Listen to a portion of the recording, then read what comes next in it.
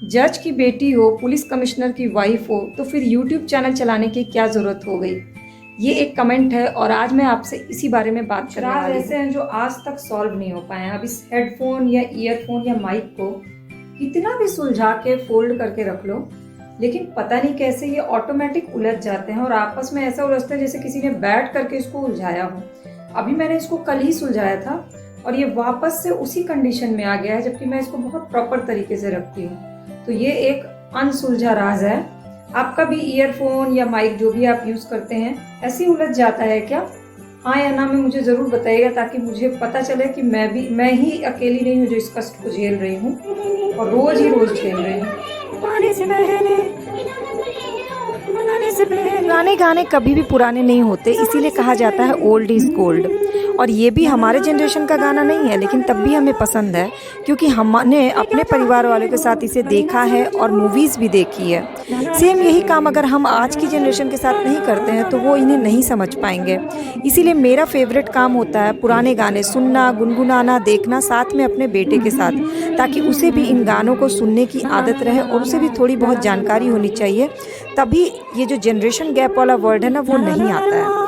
Hello, नमस्ते, good morning माई करची से कलम तक फैमिली। मैं हूँ रचना और आज है गुरुवार और मेरे लिए होता है गुरु का गुरुवार, क्योंकि आज मैं लेती हूँ आईएएस पीसीएस एग्ज़ाम के तैयारी के लिए, कॉम्पिटिटिव एग्ज़ाम की तैयारी के लिए कंप्लीट क्लासेस। तो जब भी पढ़ना हो उससे पहले मूड रिफ़्रेशमेंट बहुत ज़रूरी है और उसके लिए सबसे बेस्ट होता है म्यूज़िक, क्योंकि म्यूज़िक आपका मूड नहीं बनाते या आप म्यूज़िक के हिसाब से ढल जाते हैं। तो जितने अच्छे आप सॉन्ग सुबह उठते ही सुनते हैं उतना ही आपका दिन अच्छा जाता है। तो मेरी कोशिश यही होती है कि हमेशा सुबह पॉजिटिव सॉन्ग्स और इन्जॉय करने वाले म्यूज़िक लगाएं, ताकि पूरा दिन पॉजिटिव फील हो। तो आप भी सुबह उठ करके या तो भजन सुनते होंगे, और अगर भजन नहीं सुनते हैं तो सुबह सुबह प्लीज़ सैड सॉन्ग मत लगाइएगा, सुबह सुबह कुछ अच्छे इन्जॉयमेंट वाले सॉन्ग्स लगाइएगा। तो देखिएगा आपका पूरा दिन कितना हैप्पीली रहेगा। तो आज गुरु का गुरुवार है और मुझे आज पढ़ाई करनी थी, क्योंकि आज मैं ले रही हूँ ज्योग्राफी की क्लासेस, भारत का भूगोल से रिलेटेड। तो अपने लिए कितना भी पढ़ लो कम लगता है, लेकिन जब दूसरों को पढ़ाना हो तो और कम लगता है। यही लगता है कि कहीं भूल ना जाए, कहीं कंफ्यूज ना हो जाए, कहीं कुछ गलती ना हो, क्योंकि हम दूसरों के लिए पढ़ रहे हैं। और मेरा मोटिव सिर्फ और सिर्फ इतना है कि मैं अपनी क्लासेस के थ्रू उन लोगों तक अपनी तैयारी से रिलेटेड सारी जानकारी पोस्ट कर सकूं जिनके पास सोर्सेज नहीं है कोचिंग क्लास करना या बाहर जाके पढ़ाई करना, और फ्री ऑफ कॉस्ट बेसिक से सारी क्लासेस देख करके वो स्टूडेंट्स पढ़ के गवर्नमेंट जॉब की तैयारी करके सिलेक्शन ले सकें, ताकि मेरी ये कोशिश कामयाब हो। तो बस उसके लिए मुझसे जितना हो सकता है उतनी मेहनत करती हूँ। जितना पहले से पढ़ाई की थी उसमें थोड़ा और ऐड कर लेती हूँ, क्योंकि पहले का पढ़ा लिखा काम तो आता ही है, लेकिन वो हमेशा वैसा का वैसा नहीं रहता। उसमें आपको खुद में अपडेट करना होता है, चाहे वो कुकिंग हो, चाहे घर गृहस्थी हो, चाहे पढ़ाई लिखाई हो। हर चीज़ एक जैसी धरी की धरी नहीं होती, उसमें आपको डे टू डे लाइफ में चेंजेस करने पड़ते हैं। कुकिंग भी आप याद करिए, पहले जैसे बनाते थे खाना और अभी जैसे बनाते हैं बहुत सारी चीज़ें चेंजेस आ गई हैं। घर पहले जैसे सजाते थे और अब जैसे सजाते हैं उसमें भी बहुत बदलाव आ गया है। तो हर गृहिणी की लाइफ में ना हर फेज़ में बहुत सारे चेंजेस आते हैं।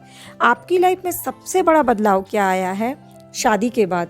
ये एक पर्सनल क्वेश्चन है जो मैं आपसे पूछ रही हूँ, प्लीज़ हो सके तो मुझसे ज़रूर शेयर करिएगा।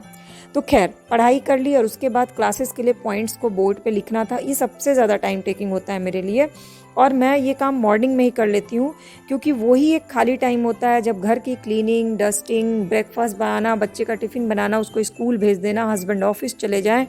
तो नहाने धोने पूजा करने से पहले ये काम कर लेती हूँ ना, तो माइंड रिलैक्स रहता है, क्योंकि पॉइंट्स लिखने के बाद अपने आप एक माइंड में सेटअप बन जाता है, पूरा लेआउट बन जाता है। तो मैंने इसे नोट डाउन कर लिया पहले, उसके बाद ही मैंने अपना रेगुलर स्किन केयर जो करना था, आज मैंने स्किन केयर में कुछ खास नहीं किया, बस मुल्तानी मिट्टी में हल्दी पाउडर मिला करके रखती हूँ, उससे ही अपना फेस को वॉश किया। क्योंकि थर्सडे को क्या होता है, साबुन नहीं इस्तेमाल करते हैं बहुत घरों में, हम भी नहीं करते, तो मैं फेस वॉश उसी से करती हूँ, मुल्तानी मिट्टी में हल्दी और थोड़ा सा दूध मिला करके। बहुत बेस्ट होता है, मॉइस्चराइज भी कर लेता है, स्किन की ग्लो भी बढ़ाता है और आपको फील गुड भी होता है। आपके स्किन केयर में सबसे फेवरेट इंग्रेडिएंट क्या है जो आप अपने स्किन केयर के लिए प्रेफर करती हैं, मुझे बताइएगा।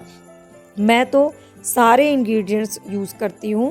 किचन में अवेलेबल जो भी चीज़ें, इवन जब मैं फल खाती हूँ, पपीता खाया तो 2 टुकड़ा पपीता फेस में लगा लिया, टमाटर काटा तो टमाटर से स्किन को रब कर लिया, आलू काटा तो आलू से स्किन को रब कर लिया। क्योंकि जो भी चीज़ें हम खाते हैं अगर हमें वो खाने में सूट कर रही है, मिर्ची को छोड़ के, तो वो हमारी स्किन को भी बहुत सूट करेगी। इसके बाद नहा धो के पूजा पाठ की, आज थर्सडे है तो पीला ड्रेस पहना। और आज मैंने खाने में बहुत ही सादा खाना बनाया क्योंकि नेनुआ था, जिसे हम झींगा भी कहते हैं, मध्य प्रदेश में इसे गिलकी कहते हैं, उसकी सूखी सब्जी बनाई तो बहुत ज़्यादा सादा हो जाता है, इसलिए चने का तड़का दाल बनाया। तो दाल को तो मैं आपको बहुत पहले बता चुकी हूँ कि दाल हर दिन अलग अलग बनाना चाहिए ताकि सातों दाल आप हर दिन खाएं। इसके अलावा दाल को अलग अलग तरह से तड़का दिया जाता है। 7 तरह से ज़्यादा तड़के होते हैं दाल को देने के लिए। मैं हमेशा अलग अलग तरह से तड़के देती हूँ और आपसे शेयर भी करती हूँ। तो फिलहाल आज आपने खाने में क्या बनाया मुझसे ज़रूर बताइएगा ताकि मैं भी उसे बनाऊँ, क्योंकि हम लोग एक फैमिली है और फैमिली एक दूसरे से जब अपनी बातें शेयर करते हैं तो हम लोगों को एक दूसरे से बहुत सारे आइडियाज़ मिल जाते हैं। तो सब्ज़ी को मैंने छौंक दिया, नेनुआ को प्याज, लहसुन, लाल मिर्चा और जीरा का तड़का दे करके, और इसके बाद नेनुआ छील करके काट के उसमें डाल दिया और नमक और थोड़ा सा हल्दी पाउडर डाल करके एकदम सादा वाला नेनुआ, बिल्कुल हरा हरा ये बनता है। और आपको पता है नेनुए के छिलके की चटनी बहुत अच्छी बनती है। तो अगर जब भी आप नेनुआ बनाते हैं तो उसके छिलके को फेंकिएगा नहीं, उसकी हरी चटनी बना करके ट्राई करिएगा। अगर आपको उसकी रेसिपी देखनी होगी तो बताइएगा, मैं आपसे शेयर कर लूँगी। हमने बहुत खाई है नेनुए की चटनी, सबको बहुत पसंद आती है, तो मैं आपसे वो भी किसी दिन रेसिपी शेयर कर लूँगी। और आपको मैं ये भी बताऊँ कि किसी भी सब्ज़ी के ना छिलका उस सब्ज़ी से ज़्यादा फ़ायदेमंद होता है, लेकिन मैक्सिमम सब्जियों के छिलके हम उतार करके फेंक देते हैं, इसलिए कि हमें लगता है उसमें केमिकल पड़ा होगा। तो आप उसको प्रॉपर तरीके से गुनगुने पानी में धुल लीजिए, लेकिन उसके न्यूट्रिशंस वैल्यू बहुत होते हैं, इसलिए छिलके का इस्तेमाल ज़रूर करिए, चाहे आलू हो, चाहे नेनुआ हो, चाहे लौकी का छिलका हो। सबकी मैंने अलग अलग रेसिपीज़ आपसे ऑलरेडी शेयर की हुई है। तो चलिए अब मैं आपसे शेयर करने वाली हूँ तड़का दाल की रेसिपी, जिसके लिए मैंने चने का दाल पहले ही बना लिया था। 3 मुट्ठी चने का दाल अगर आप पहले से गर्म पानी में भिगो के रख लेते हैं तो उस पानी को फेंक दीजिए ताकि उसका प्रोटीन जो ऊपर आ गया एक्स्ट्रा प्रोटीन वो हट जाए, क्योंकि एक्स्ट्रा प्रोटीन शरीर के लिए नुकसानदेह होता है। और इसके बाद दाल में नमक और हल्दी डाल करके 4 सीटी लगा के गला दीजिए। तड़के अब तो असली होता है तड़का दाल में तड़का, तो 1 चम्मच बड़े चम्मच से घी, उसमें हींग, 1 बड़ा दालचीनी का टुकड़ा, 1 बड़ी इलायची और साथ में 1 लाल मिर्ची का तड़का दे दीजिए और आधा चम्मच खड़ा जीरा। हींग जो है वो डाइजेशन को स्ट्रॉन्ग करता है। इसके बाद 1 प्याज बारीक कटा हुआ डाला, कुछ करी पत्ते डाल दिए और साथ ही साथ अदरक कूटा हुआ और लहसुन कूटा हुआ, 4-5 कलियाँ लहसुन की, छोटा सा टुकड़ा अदरक, और इसको 1 मिनट के लिए लाइट ब्राउन कर लिया। इसके बाद 1 टमाटर बारीक कटा हुआ डाल दिया और अब इसमें हम मिलाएंगे थोड़ा सा हल्दी पाउडर, नमक टेस्ट के अकॉर्डिंग, और साथ ही साथ कश्मीरी लाल मिर्च पाउडर, एक स्पेशल मसाला। जब भी आप तड़का दाल बनाते हैं तो आप गरम मसाले का इस्तेमाल करती होंगी, एक बार सांभर मसाले का इस्तेमाल करिएगा। तो मैंने आधा चम्मच सांभर मसाला डाल के तड़का दाल बनाया, ये बहुत टेस्टी लगता है। और इसको 1 मिनट के लिए भून लिया ताकि घी ऊपर आ जाए, और उसके बाद जो पकी हुई दाल थी उसमें डाल दिया, मिक्स कर दिया। 1 उबाल आने के बाद गैस बंद कर दिया, चाहिए तो ऊपर से धनिया पत्ती भी डाल दीजिए। तो तड़का दाल एक कंप्लीट होता है, थाली आपकी कंप्लीट हो जाती है अगर आप सादा खाना बना रहे हैं रही हैं और अभी शादी के बाद इतने हायर पोस्ट पे आपके हस्बैंड हैं, तो आपको यूट्यूब पे काम करने की क्या ज़रूरत है? तो इसका जवाब मैं अपने बारे में देने से पहले बाकी महिलाओं की जो मन की बात है वो शेयर कर लेती हूँ। तो क्या होता है ना, हर लड़की अपने आप को, अपने लिए कुछ ड्रीम्स देखती है, क्योंकि हर लड़की हो या हर इंसान हो, उनको भगवान कोई ना कोई एक स्पेशल चीज़ दे करके पैदा करते हैं। यानी कि हर किसी के अंदर एक स्पेशल चीज़ होती है जिसको वो निखार सकते हैं। बहुत सारे लोग को पता ही नहीं होता कि उनके अंदर एक्स्ट्रा टैलेंट क्या है। बहुत सारे लोग को पता होता है लेकिन उस पर वो काम नहीं कर पाते हैं। बहुत सारे लोग को पता होता है और उस पर काम भी करते हैं और वो अपना नाम बना लेते हैं। तो क्या होता है ना, बहुत सारी लेडीज़ होती हैं कि शादी के बाद एक कंफर्ट जोन में आ जाती हैं कि अब तो मेरी लाइफ यही है, अब मैं मतलब उम्र के इस पड़ाव पे हम क्या ही कर सकते हैं। सबसे पहले तो ये जो उम्र का पड़ाव है इसको डिलीट कर दीजिए, क्योंकि आज के टाइम में ना कोई उम्र कोई चीज़ मैटर नहीं करती। अगर आपके अंदर अपने ड्रीम्स को पूरा करने की चाहत है तो आपके पास बहुत तरह के प्लेटफॉर्म्स हैं जहां आप कर सकते हैं। चाहे आपके पास फैमिली का सपोर्ट हो चाहे ना हो, आपके पास इकोनॉमिकल सपोर्ट हो चाहे ना हो, आपके पास एक मोबाइल तो ज़रूर होगा। और जब अगर आपके पास मोबाइल है तो आप कुछ भी कर सकती हैं अपने उस टैलेंट को दुनिया तक पहुँचाने के लिए। ये बहुत ही आसान तरीका है। तो मेन होता है कि आपके खुद के अंदर का वो फीलिंग आनी चाहिए कि आपकी खुद की पहचान क्या है। आप फलाना की माँ हैं, आप फलाना की वाइफ हैं, आप फलाना की बेटी हैं, आप फलाना की बहू हैं, ये सब उनकी पहचान है। आपकी सेल्फ आइडेंटिटी क्या है, आपको आपके नाम से कौन जानता है। मेरे लिए बचपन से यही इम्पोर्टेंट रहा है। आई एम वेरी प्राउड कि मैं एक जज की बेटी हूँ। मुझे बहुत गर्व होता है कि मैं एक पुलिस कमिश्नर की वाइफ हूँ, बट वो उनके थ्रू मिली हुई मुझे मेरी आइडेंटिटी है। मेरी सेल्फ आइडेंटिटी क्या है, मैं कौन हूँ, मुझे मेरे नाम से कौन जानता है। मेरे बेटे के नाम से लोग जानेंगे कि मैं निरुक्तिया रचित की मम्मा हूँ, या मैं इनकी वाइफ हूँ, या इनकी बेटी हूँ। तो मुझे भी ये पता है कि भगवान ने हर किसी को एक एक्स्ट्रा टैलेंट दे करके भेजा है। मुझ में क्या टैलेंट है ये मुझे पता है। उस टैलेंट पे वर्क कैसे करना है ये भी मुझे पता है, और उस टैलेंट पे वर्क करके कैसे अपना नाम बनाना है, भले छोटा सा ही सही, उसकी मैं कोशिश करती रहती हूँ।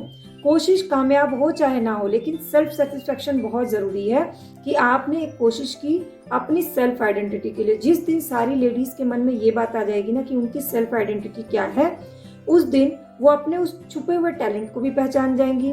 उस दिन उस टैलेंट को निखारने के लिए उनको 10 रास्ते भी दिख जाएंगे, और उस दिन उस 10 रास्तों में से किस रास्ते पे उन्हें चलना है जिससे वो अपना छोटा सा ही सही नाम बना सके, वो खुद सेलेक्ट कर लेंगी। तो ज़रूरत क्या है, सबसे पहले आपके अंदर वो भावना जागृत होना। तो मेरे लिए जज की बेटी होना, IAS की वाइफ होना बहुत बड़ी बात है, लेकिन उसमें मेरी सेल्फ आइडेंटिटी जो है वो ये है कि मेरा अपना एक यूट्यूब चैनल है, करछी से कलम तक। और मेरी ये पहचान है कि मैंने अब तक जो भी सीखा है, जो भी पढ़ा लिखा है, जो भी इन्फॉर्मेशन मेरे पास है, चाहे आयुर्वेद से रिलेटेड हो, चाहे IAS के एग्ज़ाम से रिलेटेड हो, चाहे बच्चों को पढ़ाने से रिलेटेड हो, चाहे रेसिपीज़ हो, चाहे कुछ भी हो, डांस हो, म्यूज़िक हो, आर्ट क्राफ्ट, ड्राइंग, जो भी मेरे पास जानकारी उसको मैं और बेहतर बना करके आपके सामने रिप्रेजेंट करती हूँ। आपको पसंद आता है, आप लाइक करते हैं, सीखते हैं, क्योंकि आपके अंदर भी है कि सीखने की कोई उम्र नहीं होती है। तो सबसे पहले ये जो उम्र वाला क्लॉज है ना कि अब इस उम्र में अब हम क्या ही कर सकेंगे, उसको तो आप पहले अपने दिमाग से डिलीट कर दीजिए। अपने आप जैसे ही आप उसको ख़त्म करिएगा ना, तो आप सेल्फ मोटिवेटेड हो जाइएगा। और जिन लोगों को ये लगता है कि मुझे अपनी पुरानी पहचान से खुश रहना चाहिए, उनके लिए मैं ये बता दूं कि हर इंसान की एक अपनी सेल्फ आइडेंटिटी होती है और उसको बनाना बहुत ज़रूरी है, चाहे वो मेल हो चाहे फीमेल हो। तो मेरी बस यही कोशिश है, और सबसे अच्छी बात है कि मेरी इस कोशिश में आप सब, मेरा ये परिवार मेरा हमेशा साथ देता है। तो उसके लिए मैं आपको दिल से थैंक यू बोलती हूँ। और मैं मन की बात मैंने अपनी रख ली, आप भी अपनी मन की बात मुझसे बताइए कि आप अपने सेल्फ आइडेंटिटी को चाहती हैं, उसके लिए आप क्या करना चाहती हैं, या चाहते हुए भी आप क्या नहीं कर पा रही हैं। हो सकेगा तो मैं आपकी पूरी तरह से मदद करूँगी कि क्या कर सकते हैं उस डायरेक्शन में। तो आपको वो जो एक पाथ है ना, वो जो एक रास्ता है वो दिख जाएगा। क्योंकि हम लोग एक दूसरे से जब मन की बातें करते हैं ना, तो ना सिर्फ मन हल्का होता है बल्कि हमारी प्रॉब्लम छोटी हो जाती है, कई बार तो हमारी प्रॉब्लम सॉल्व भी हो जाती है। तो आज की मन की बात के लिए इतना ही। अगर आपको अच्छी लगी होगी तो लाइक, कमेंट, शेयर करिएगा, और सब्सक्राइब बटन को क्लिक। 2 लोग एक गेम खेलो जिसमें तुम स्टूडेंट बन जाओ, वो टीचर बन जाए। कैसे टीचर को जाके गुड मॉर्निंग विश करना है, क्या क्या करते हैं स्कूल में, वो इंग्लिश में एक दूसरे से बात करो, एक्टिंग करना। और act your first day at school, क्या क्या किया first day. Look at the picture, what are the children doing, children क्या कर रहा है,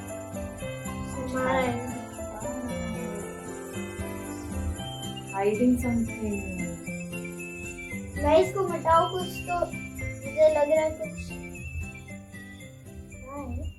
तो छुपा रहा है, तो देखा जाए कर रहा है कुछ, क्या फन था। ब्रश ब्रश ब्रश, ये ब्रश, हाँ पढ़ो, रखो यहाँ रखो, हम भी पढ़ें। brush brush brush your teeth, brush them every day, brush them every day. Father, mother, brother, sister, brush them every day, brush them every day. Comb, comb, comb, comb your hair, comb it every day, comb it every day, comb it every day. Father, mother, brother, sister, comb it every day, comb it every day. Wash, wash, wash, wash, wash, wash your face, wash it every day. Father, mother, brother, sister. Father, mother, brother, sister, wash it every day. ये क्या बताया है, good habits जो हमें daily करनी चाहिए, है ना। पहले तो टीथ, ये तो मैं करता हूँ, ये मैं करता हूँ। Brush your teeth, comb your hair, ये तीन भी गुड मैं हैबिट्स करता हूँ। बताया है। ये भी मैं और करता हूँ। Wash your face. ये भी अब ये क्या है, hippopotamus. How many words can you make using letters from the word in the picture, one has been done for you. ये सारे वर्ड्स को यूज करके तुम्हें बनाना, जैसे POT पॉट बनाना है, POT, है ना? It's P-O-P pop. Yes, very nice.